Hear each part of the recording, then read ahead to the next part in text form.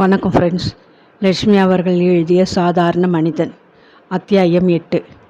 வெள்ளிக்கிழமை மாலை கடைசி வகுப்பு முடிந்ததும் அவளுக்கு பள்ளிக்கூடத்தில் வேலை எதுவும் இருக்கவில்லை.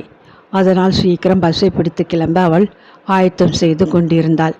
மேஜை இழுப்பறையிலிருந்து டிஃபன் சம்புடத்தை எடுத்து பைக்குள் போட்டுக்கொண்டாள். அடுத்த வாரம் ஆரம்பத்தில் வகுப்புகளுக்கு போதிக்க வேண்டிய பாடங்களுக்கு குறிப்பு தயாரிக்க பள்ளி நூல் நிலையத்திலிருந்து அவள் எடுத்து வந்த தடிமனான 2 புத்தகங்கள் மேஜை மேல் தயாராக இருந்தன. பவுடர் கம்பேக்டின் கண்ணாடியில் முகத்தை பார்த்து வியர்வையில் சிறிது கலைந்து போன பொட்டை விரலால் சரி செய்து கம்பேக்டை மூடி பையில் போட்டு தோளில் மாட்டிக்கொண்டாள். வழக்கமான பஸ்ஸை தவறவிட்டால் அடுத்ததற்கு அரை மணிக்கு மேல் கால் கடுக்க நிலையத்தில் நிற்க வேண்டும் என்ற அவசரத்தில் புத்தகங்களை எடுக்க கையை நீட்டியவள் பின்னால் காலடி ஓசை கேட்டு திரும்பினாள். உங்கள் கூட பேசணும் டீச்சர், ஒரு 5 நிமிஷம் ஒதுக்க முடியுமா எனக்காக? சுருட்டை முடி நெற்றியில் புரள, கண்கள் பளபளக்க, பள்ளி சீருடையில் செக்க செவ்வேல் என்று துடைத்து விட்ட பொம்மை போல வாயிற்படி அருகே அன்று வகுப்பில் மழங்கி விழுந்த மாணவி ராதிகா நின்று கொண்டிருந்தாள். பள்ளி தலைவி அவளை கூப்பிட்டு அதற்றி அறிவு போதிக்க சொன்னதை சந்தியா இன்னமும் தொடங்கவில்லை. மற்றொரு ஆசிரியருக்கு இது மாதிரி சந்தர்ப்பத்தில் கிடைத்த மரியாதை அவளை மிகவும் அச்சுறுத்தி இருந்தது. தலைவி உத்தரவிட்டாள் என்று தன் வகுப்பு மாணவி ஒருத்தியை அவளுடைய சீருடை அழுக்காக இருப்பதை பற்றி கண்டித்து பேச மறுநாளே மாணவியின் தந்தை மேல் மட்டத்து வாசி தமது காரில் வந்து இறங்கினார். தலைவியிடம் உத்தரவு வாங்கி கொண்டு நேரே ஆசிரியர்கள் ஓய்வாக இருக்கும் அறைக்குள் புயலாக வந்து விட்டார். சீதாவின் கிளாஸ் டீச்சர் மிஸ் பகவதி எங்கே தானே இருக்காங்க? அதிகாரமாக அவர் கேட்டபோது அத்தனை பேரும் பகவதியை பார்க்க அவள் பூனைக்குட்டி போல உடலை சுருக்கி கொண்டு மெல்ல எழுந்து நின்றாள். என் பெண் சீதாவின் சீருடை ரொம்ப அழுக்கா இருக்குன்னு கோவிச்சு கொண்டீங்களாம். குழந்தை ராத்திரி முழுவதும் அழுது தூங்கவே இல்லை. என் மனைவி சில மாதங்களுக்கு முன் காலமாகி விட்டாள். வீட்டிலே உதவிக்கு இருக்கிற என் தாயாருக்கு வயசாயிடுச்சு. அவங்களாலே அதிகம் சமாளிக்க முடியலை. அதனாலே குழந்தை அழுக்கு சீருடையோடு வந்திருக்கா. அதற்காக எல்லா குழந்தைகள் முன்னாலே என் பெண்ணை நீங்கள் அவமானப்படுத்தியிருக்கீங்க. கோபத்தில் அகங்காரமாக அதட்டினார். சாரி சார், விவரம் தெரியாது. சாதாரணமாக நான் எல்லா குழந்தைகளுக்கும் சொல்கிற புத்திமதியை உங்கள் பெண்ணுக்கும் சொன்னேன். இது ஒரு பிரச்சனையாக இருந்தால் அதுக்கு நீங்களே ஒரு வழி சொல்லலாமே. ஏளனமாக கேட்டுவிட்டு வாயெடுத்து நின்று அவளை உறுத்து பார்த்துவிட்டு போய்விட்டார். கலீர் என்ற சிரிப்பில் ஆசிரியர்களின் அறை அதிர்ந்து போனது. அவர் என்ன சொன்னார் தெரியுமா? நீயே என்னை கல்யாணம் பண்ணிக்கொண்டு என் குழந்தைக்கு இளைய தாயாக வந்து அவளது பள்ளிக்கூட பிரச்சனைகளை கவனிக்கிறது தான் என்ன சொல்லாமல் சொல்கிறார் பகவதி. பெரிய புளியங்கொம்பு விட்டுடாதே. கோபத்துடன் உதட்டை கடித்து கொண்டு நின்றாமலை அவர்கள் எல்லோரும் அன்று வேடிக்கை செய்து வம்புக்கு இழுத்து விமர்சித்ததை எப்படி சந்தியா மறக்க முடியும்? ராதிகாவின் தாத்தா துண்டை உதிரி போட்டுக்கொண்டு முரட்டு காலை போல அவளிடம் சண்டைக்கு வந்து விட்டாள். அவளால் அவமானப்பட முடியாது. என்னம்மா ராதிகா, இப்போ உடம்பு நல்லா தானே இருக்கு? அன்போடு விசாரித்தாள். இப்போ உடம்பு நல்லா தானே இருக்கு டீச்சர். மனத்திலே தான் ரொம்ப குழப்பம். பாட்டி தாத்தா 2 பேர்கிட்டையும் பேச பயமாக இருக்குது. நீங்கள் தப்பாக எடுத்துக்க மாட்டீங்கன்னா சொல்லிக்கொண்டே தன் கையில் இருந்த ஒரு பொட்டலத்தை மேஜை மீது வைத்தாள். என்ன இது? ஏப்புடன் அதட்டினாள் சந்தியா. பாட்டி சுட்டு நெய் முறுக்கு. பகல் உணவு அனுப்பின டிஃபன் செட்டின் அடியிலே பிளாஸ்டிக் பைக்குள்ளே பாட்டி எனக்கு தீன்கிறதுக்கு அனுப்பி வச்சுருக்குதாங்க. அதை உங்களுக்குன்னு பத்திரமாக எடுத்து வச்சுருந்தேன். உனக்கு சாப்பிட வச்சுருந்தது எனக்கேன் தரணும்? இது மாதிரி குழந்தைகள்கிட்ட நாங்கள் எதுவும் எடுத்துக்கிறது தப்பாச்சே. இப்போ பள்ளிக்கூடம் முடிவடைஞ்ச நேரம். உங்களை பார்த்தா எனக்கு இறந்து போன என் அக்கா நினைவு வருகிறது. அவங்களை போல் நீங்கள் ரொம்ப அன்பாக பேசுகிறீங்க. பரவாயில்லை. பெண் படு சுட்டி நல்லாவே காக்கா பிடிக்கிறாள். தன்னுள்ளே எண்ணி சந்தியா புன்னகைத்தாள். ராதிகா, இது மாதிரி எனக்கு சாப்பிடவோ வேறு உபயோகத்துக்கோ எதுவும் கொண்டு வந்து கொடுக்கக்கூடாது. இதுவே கடைசி தடவைன்னு ஞாபகத்தில் வச்சுக்கோ. உனக்காக ஒரு முறுக்கு எடுத்துக்கிறேன். மீதியை நீ சாப்பிடணும், சரியா என்றாள்.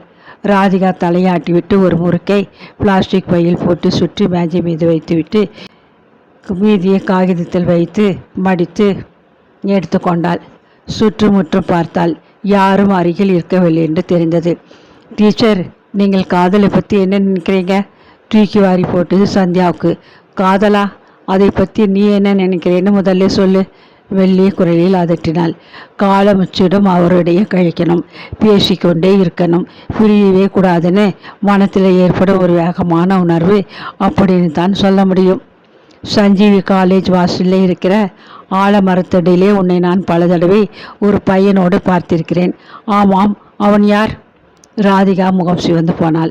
அவர் எங்கள் தூரத்து உறவு, முறை பையன். ஆனால் தாத்தாவுக்கு அத்தனை பிடித்தமில்லை. அவங்க எங்களைப் போல் வசதியானவங்க இல்லைங்கிற காரணம். அதனாலே ராதிகாவின் உதடுகள் உணர்ச்சி வசத்தில் துடித்தன. உனக்கு இன்னும் 15 வயசு நிரம்பலை, அதுக்குள்ள காதலா? காதலுக்கு வயசுன்னு அவசியம் உண்டா டீச்சர்? பேஷ், நல்ல கேள்வி. இந்த வயசுலே நீ படிக்கணும், பிறகு ஏதாவது ஒரு தொழில் கல்வி கற்றுக்கணும், பிறகு இருக்கவே இருக்கு காதல்.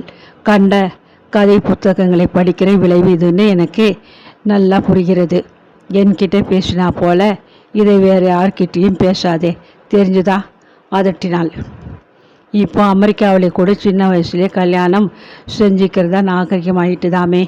நாம் அமெரிக்காவில் வசிக்கலை, அதனாலே அவங்க செய்கிறதையெல்லாம் நாம் செய்யணும்னு அவசியமில்லை. ராதிகா, நான் உன் அக்கா போல இருக்கிறது உண்மைனா உன் அக்கா சொல்கிறத கேட்பியா? கட்டாயம் கேட்பேன் டீச்சர். என்ன செய்யணும் சொல்லுங்கள். இந்த +2 வகுப்பு வரையிலாவது உன் காதலை நீ ஒத்தி போட்டுட்டு நல்ல குழந்தையாக படிப்பியாமா? அந்த பையனுக்கும் உன் மேலே உண்மையான அன்பு இருந்தால் பொறுமையாக காத்திருந்து உன்னை கல்யாணம் பண்ணிப்பான். தினமும் நீ அந்த காலேஜ் வாசலில் நின்று அவனோட பேசுறது பார்க்குறவங்களுக்கு தப்பாக படும், புரியுதா? கண்களில் புரண்ட நீரை விரலால் சுண்டிவிட்டு கொண்டாள் ராதிகா. எங்கள் அக்கா போல் நீங்கள் அன்பாக கேட்டுக்கிறீங்க. அக்கா ஞாபகத்துக்காக நான் உங்கள் பேச்சுக்கே கட்டுப்படுறேன். உண்மையாக கட்டுப்படுவியா? சத்தியமாக கட்டுப்படுவேன் டீச்சர். சற்றென்று அவளது கையை பற்றி தன் கையால் ஓங்கி அடித்தாள். அந்த முறுக்கை தூக்கி எறிஞ்சிடாதீங்க. எனக்காக சாப்பிடுங்க டீச்சர். ரொம்ப நன்றி கூறிவிட்டு ஒரு கணம் கலங்கிய கண்களுடன் அவளை பார்த்துவிட்டு ஒரே ஓட்டமாக பாவாடை குடையாக விரிந்து பறக்க அவள் வாயிலை நோக்கி ஓடிவிட்டாள். மனம் நிகழ்ந்து போனாள் சந்தியா. தலைவி அவளுக்கு இட்டிருந்த கட்டளை இப்படி சுலபமாக அன்பாக நல்லபடியாக முடியும் என்று அவள் சிறிதும் எதிர்பார்க்கவில்லை. அன்று வழக்கமாக அவள் பிடிக்கும் பஸ் போய்விட்டிருந்தது. அதை பற்றி கவலைப்படவில்லை. ஒரு பெரிய பிரச்சனைக்கு தீர்வு கண்டுவிட்டோம் என்றதொரு மன நிறைவுடன் அவள் நிலையத்துக்கு வந்தாள். பஸ் நிலையத்தின் எதிர்ச்சாரியில் ஒரு பெரிய மருந்து கடைக்கு பக்கத்தில் வெள்ளை வண்ணம் பூசிய கட்டடத்தில்தான் கிரிதரனின் பாலி கிளினிக் இயங்கி கொண்டிருந்தது. அவள் அந்த பக்கமே பார்த்து நின்று கொண்டிருந்தாள். அது சமயம் கொஞ்சம் வயதான ஒரு தம்பதியர் பஸ்ஸை பிடிக்க நிலையத்துக்கு வந்து அவள் அருகே நின்றனர். ஃபீஸ் ரொம்ப கொடுத்தீங்களா? இப்பெல்லாம் எல்லா டாக்டர்களும் ஃபீஸை ஒசத்துட்டாங்க. இல்லை, நியாயமாகத்தான் வாங்கிக்கிட்டாரு. வாலிப வயசுன்றாலும் வார்த்தைகளில் ரொம்ப மரியாதை. எனக்கு அவரை ரொம்ப பிடிச்சி போச்சு. கைராசி கூட நிறைய இருக்குதுன்னு தான் நினைக்கிறேன். போன வாட்டி எழுதி கொடுத்த மருந்து 4 நாள் கூட சாப்பிடலை. வயிற்று வலி பொசுக்குன்னு நின்று போச்சு. பட்டணத்து டாக்டர் ஒருத்தர் எழுதி கொடுத்தாப்புல மளிகை கடை சாமான் ஜாபிதா போல் இந்த பையன் பெருசாக ஒன்றும் எழுதி தரலை. 2 தினசம் மாத்திரைகள் போதும், மறுபடியும் வயிற்று வலினா வாங்க, பத்தியமாக இருங்கன்னு பச்சை பிள்ளைக்கு சொல்கிறாப்புல சொல்லி அனுப்பினார். அவர்கிட்ட பேசிக்கிட்டு இருந்ததிலே பாதி நோய் போயிட்ட மாதிரி தெம்பாக இருக்குது. ஆமாம், அவர் பேர் என்ன சொன்னீங்க? கிரிதரன். கிழவி லேசாக சிரித்துவிட்டு, அவருக்கு இன்னும் கல்யாணம் ஆகலையாமே. அவரை கட்டிக்க போகிறவ கொடுத்து வச்சவளாக இருக்கணும். பெண் ஜாதியை நல்லாவே கவனிச்சிப்பார் என்றாள். காது மடல்களில் கிளம்பிய சூடு கன்னங்களில் பரவி கழுத்தில் இறங்கி உடல் முழுவதையும் தகிப்பதை சந்தியா உணர்ந்தாள். மார்பு தடதடவென்று வேகமாக துடிக்க மூச்சு முட்டிய ஒரு இறுக்கத்திலே ஒரு கணம் தவித்து போனாள். காதலி பற்றி நீங்கள் என்ன நினைக்கிறீங்க டீச்சர்? ராதிகாவின் குழந்தை குரல் காதுகளில் பல தடவை ஒலிப்பது போன்ற பிரமிப்பில் அவள் மெய் மறந்து போனாள். அது சமயம் விரைவாக எதிர் திசையில் நின்று வந்த ஒரு பச்சை ஃபியட் அந்த பாலி கிளினிக்கின் வாயிலில் வந்து நின்றது. அதை ஓட்டி வந்தவர் தமது தோளில் தொங்கிய சரிக அங்கவஸ்தத்தை சரி செய்து கொண்டு திரும்பிய போது சந்தியா பார்த்து திடுகிட்டு போனாள். அத்தியாயம் 9. பஸ் நிலையத்தில் இப்போது கூட்டம் அதிகம் சேர்ந்து விட்டது. அந்த முதிய தம்பதிகளின் பின்னால் அவள் நின்று கொண்டிருந்ததனால் அவர் பார்வையில் அவள் படவில்லை. ஆனால் அவள் அவரை நன்றாகவே பார்த்து விட்டாள். அத்தான் குமரேசன். அவர் உடம்புக்கு என்ன?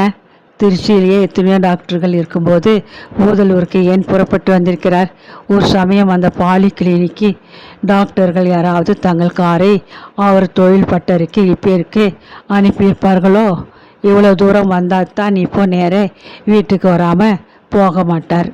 மறுநாள் பள்ளிக்கூடம் லீவு நாள் என்று மாரப்பனை வர சொல்லியிருந்தாள். முருங்கை மரங்களில் ஏகப்பட்ட காய்கள் தொங்கின. அவரை கொத்து கொத்தாக காய்த்து தள்ளி விட்டிருந்தது. புடலங்காயை இனி முற்றவிடக்கூடாது, பறிச்சிடணும். அத்தை புலம்பிக் கொண்டிருந்தாள். தோட்டத்தை பார்க்க குமரேசன் புகுந்து விட்டால் போச்சு. ஒரு கூடை நிறைய பறித்து வீட்டுக்கு எடுத்துக்கொண்டு போயிடுவார். இருட்டி போச்சு. இலைகளை கூட தொடக்கூடாது. பாவம் என்று அத்தை என்ன சொன்னாலும் கேட்கும் ஆசாமி அல்ல அவர்.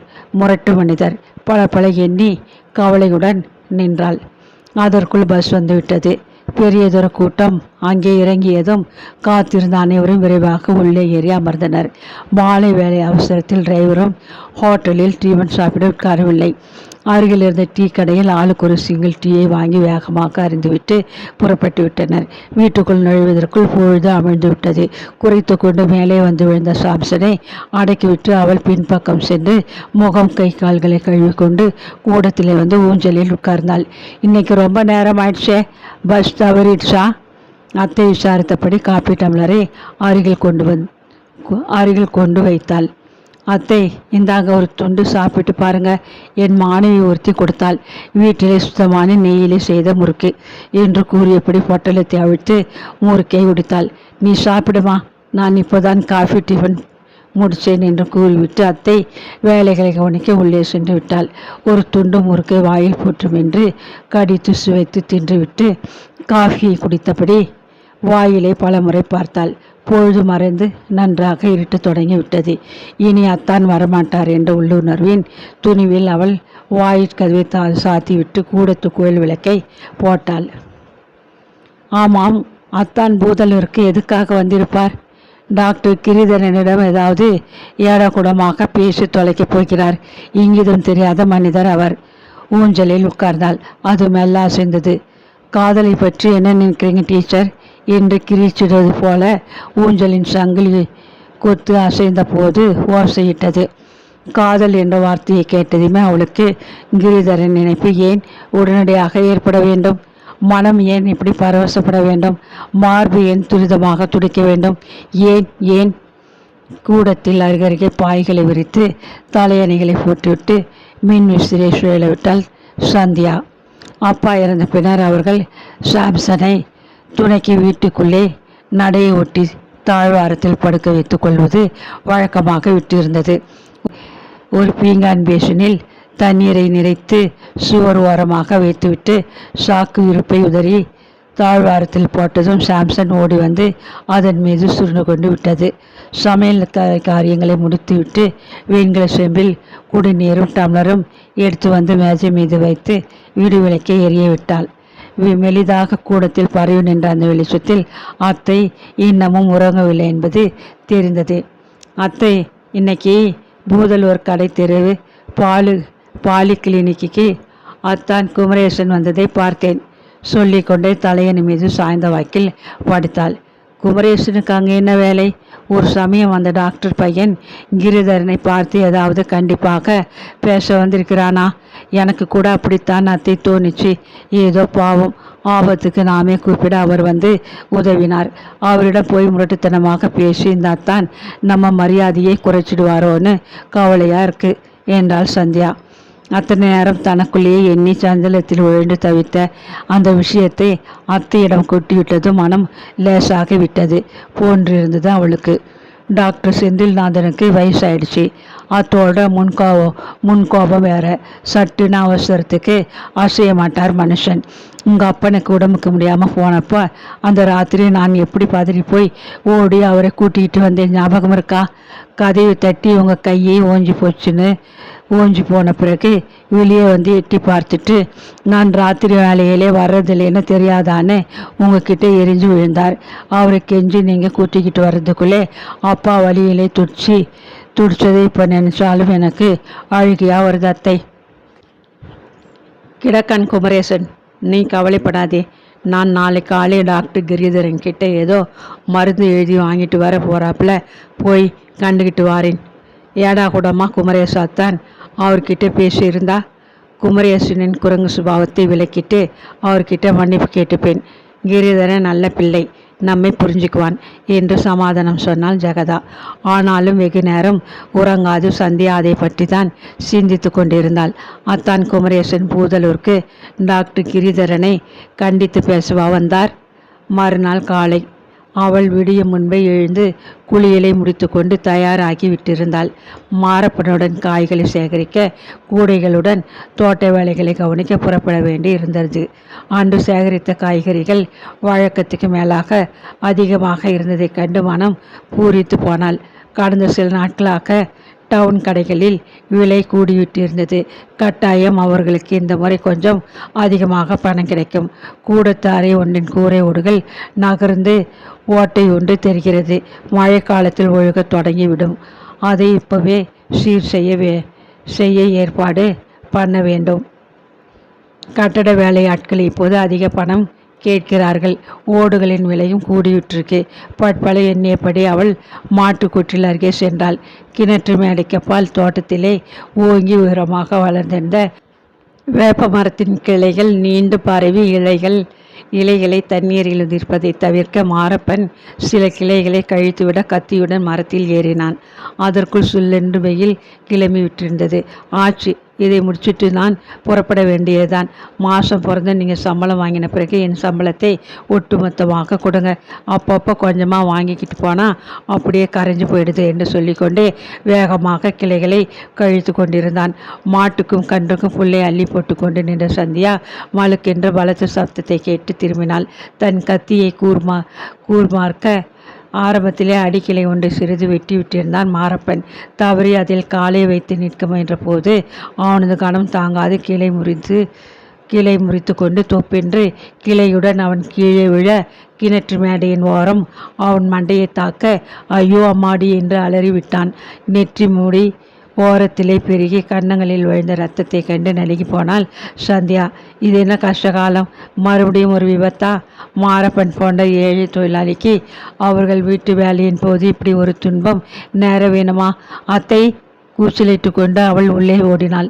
மாரப்பன் எழுந்து தன் முண்டாசினால் தன் நெற்றியை அழுத்தி கட்டி கொள்ள முயன்றவன் கை மீது கொட்டிய ரத்தத்தை கண்டு மயங்கி போய்விட்டான். தோட்டத்தின் பின்பக்கம் வந்து எட்டி பார்த்த அத்தை அவன் அருகே வேகமாக ஓடி வந்தாள். இங்கே வா சந்தியா, ஆபத்துக்கு தவறில்லை. இவனை கொஞ்சம் தூக்கி நிழலில் போடுவோம் என்றாள். இருவரும் சிரமப்பட்டு மாரப்பனை மர நிழலில் இழுத்து போட்டனர். அத்தை அம்மாள் முண்டாசை கிழித்து தலைக்கு ஒரு கட்டு போட்டாள். பம்பு செட்டு நீரில் கொஞ்சம் குவளையில் பிடித்து கையை கழுவிக்கொண்டு மீதியை எடுத்து வந்து அவன் முகத்தில் தெளித்தாள். இந்தா, நீயும் போய் கையை கழுவிட்டு ஓடி இவனுக்கு சூடாக கொஞ்சம் ஓவல் ஏதாச்சும் கலந்து கொண்டு வந்து கொடு. நான் போய் டாக்டரை கூட்டி வரேன் கூறிவிட்டு அவிழ்ந்த முகத்தில் புரண்ட கூந்தலை அள்ளி முடித்து கொண்டு வாசலுக்கு ஓடினாள். மாரப்பன் கண்களை விழித்து இவளை மெல்ல பார்த்தான். சின்னம்மா, இடுப்பிலே நல்ல அடி, நோவுதமா முணுகினான். உள்ளே ஓடி சென்ற சந்தியா அவனுக்கு சாப்பிட கொஞ்சம் ஓவல் தயாரித்து கொண்டு வருவதற்குள் சாம்சன் உற்சாகமாக குறைத்து கொண்டு தோட்டத்தில் இங்கும் அங்கும் ஓட வாசலில் நின்ற மோட்டார் சைக்கிளிலிருந்து மருந்து பெட்டியுடன் கிரிதரன் இறங்கி உள்ளே வந்து ஒரே எட்டில் தோட்டத்தை அடைந்து விட்டான். அவளிடமிருந்து டம்ளரை வாங்கி மாரப்பன் தலையை நிமிர்த்தி அவனை உபசரித்து குடிக்க வைத்தான். நீங்கள் உள்ளே போகலாம், நான் அவரை கவனிச்சுக்கிறேன். இரத்தத்தை பார்த்தால் சிலருக்கு மயக்கம் வந்துடும் என்று அவன் சிரித்தபடி உத்தரவிட்டான்.